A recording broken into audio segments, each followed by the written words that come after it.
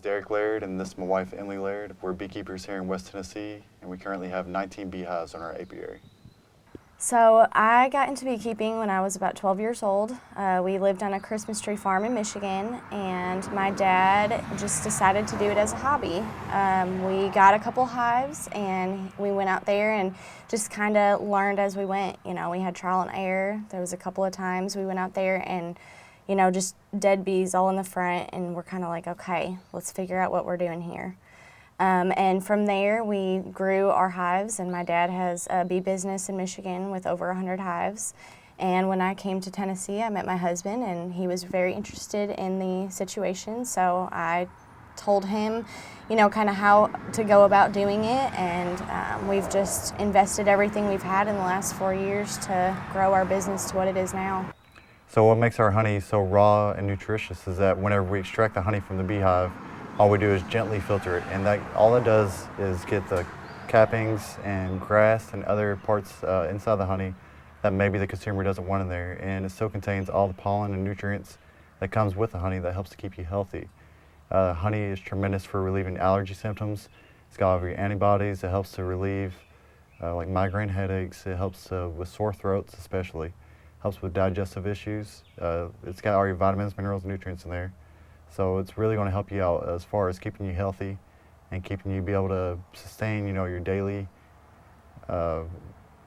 intake on your vitamins and minerals. Like I said, it's really going to help you out. So raw honey is wonderful for you. It's unprocessed, and it contains a lot of antioxidants, vitamins, minerals, nutrients in it. It's wonderful for free radicals to help with cellular damage that comes from pollution, all the chemicals we're putting in our bodies, all the things that we're eating. Honey kind of helps cleanse those toxins out. It also helps with digestive issues. If you're having any kind of colitis or anything like that, honey helps to soothe that. Also great for sore throats. If you've got strep throat, if you've got cuts, scrapes, it's been proven to help with staph. So I know a lot of people have had problems with that. You just put a little honey on mosquito bites. We do that at my house. Any kind of sores or cuts, it's antibacterial and antiviral, so it has just tons of health properties. Mm-hmm. It is better to get local honey than store honey for allergies because local honey is raw, unprocessed. It contains all your local pollen and nectar in there. That is what triggers your histamines to flare up when you get those allergies, like your stuffy nose, your sore throat, all that stuff. When you get it in the store, it generally is processed, it is pasteurized, which means it has been heated to a point where there's no longer the antioxidants, there's no longer that the pollen and nectar in there. It just kind of kills all the good stuff. So you want to make sure when you're getting honey, you're getting it raw and local. So when you're looking for local raw honey for allergy relief, I would recommend taking about a tablespoon a day, or a teaspoon would be appropriate, but the more you consume, you can't overdose on honey. You definitely want to take a daily dose, be consistent with it for allergy relief. And then also if you can find local bee pollen that's unprocessed, that's wonderful too. You can do a teaspoon a day, mix it in something that you eat on a regular basis, like yogurt, oatmeal, cereal, something like that.